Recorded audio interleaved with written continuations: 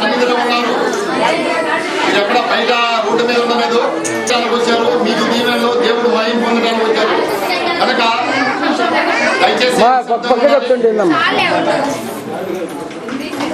ప్రియులారా దయచేసి నిశ్శబ్దంగా ఉన్నారా అక్కడ. మన ప్రభువును రక్షకుడు యేసుక్రీస్తు వారి పరిశుద్ధ నామములో ఈ యొక్క సన్నిధిలో సెల్ల మాట్లాడటం నిశ్శబ్దంగా ఉన్నారు. మీరు మాట్లాడితే ఎవరు దయచేసి మీరు బాధపడిన పర్వాలేదు కానీ దేవుడు ఇక్కడ మాట్లాడుతున్నారు. వినపడలేదా మీకు? ఇది 100 ఏళ్ల పంట, అర్థమైందా? ఈ యొక్క 100 ఏళ్ల పంటకి ఇది పునాది. మొట్టమొదటిగా మీరు బాధపడిన పర్వాలేదు. ఒడ్డు కృపానంలో గారి కుటుంబ సభ్యులు, అలాగే పెళ్లి కుమార్తె కుటుంబ సభ్యులు గమనించాలి. 10 గంటలకు వివాహం అంటే మరి మంచివారు.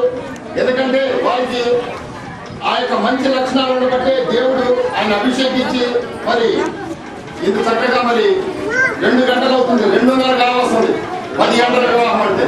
కనుక మీరు గమనించాలి. 2 కుటుంబాలు ఈ యొక్క ఇద్దరు నూతనంగా జతపరచబోతున్న చిరంజీవి బొట్టు చంద్రబాబు మరియు చిరంజీవి సౌభాగ్యవతి నవీన, వీరిద్దరూ నూతనంగా జతపరచబడి నూతన కుటుంబంలో యొక్క మరి ఈ భయంకరమైన లోకములోకి ప్రవేశించబోతున్నారు. ఈ యొక్క భయంకరమైన లోకంలో ప్రవేశించబోతున్నారు కనుక ఈ యొక్క అంధకార శక్తులు వాళ్ళ మీద పని చేయకుండా మరి వాళ్ళని దీవించడానికి వచ్చారు కనుక మరి ఈ యొక్క సమయం కూడా సమయాన్ని పాటించాలి దేవుని బిడ్డలారా. ఎందుకంటే ఏ సమయంలో ఏం జరగాలి, వాళ్ళిద్దరూ మరి ఈ కుటుంబంలో మరి యొక్క ఈ లోకంలో ప్రవేశించబోతున్నారు. 100 ఏళ్ల పంట ఇది.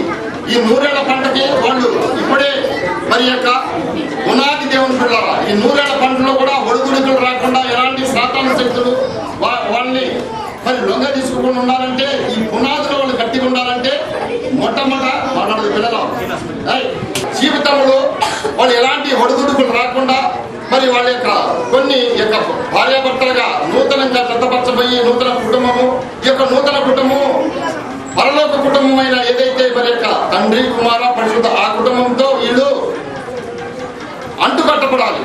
అందుకనే పరిశుద్ధ బైబిల్ గ్రంథంలో ఇద్దరు జాగ్రత్తగా పరిశుద్ధ బైబిల్ గ్రంథంలో యోహాను సువార్త 15వ అధ్యాయం మొట్టమొదటి వచనం చూస్తే నేనే నిజమైన ద్రాక్షవల్లి. ఆ నిజమైన ద్రాక్షవల్లిలో సజీవ తీగలుగా వీళ్ళు అంటుకట్టబడాలి.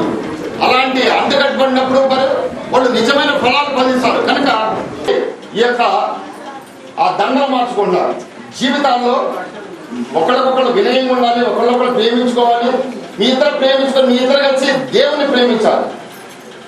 కనుక మరి ఎలాంటి సమస్యలు వచ్చినా కానీ మీ తల్లిదండ్రులు అర్థం కాదు, వాళ్ళ తల్లిదండ్రులు కాదు, మీ ఇద్దరు కలిసి భర్త గురించి నీకు ఏమైనా సమస్య వస్తే దేవుని దగ్గర నాకు ఈ సమస్య వచ్చింది, మహిమ గల దేవుడు జీవాధిపతి నేసయ్యే సమస్యలు పరిష్కరిస్తాడు. ఆ సమస్యల్ని విమోచించే దేవుడి ఈ లోకంలో ఎవరు కూడా అలాంటి శక్తి లేదు.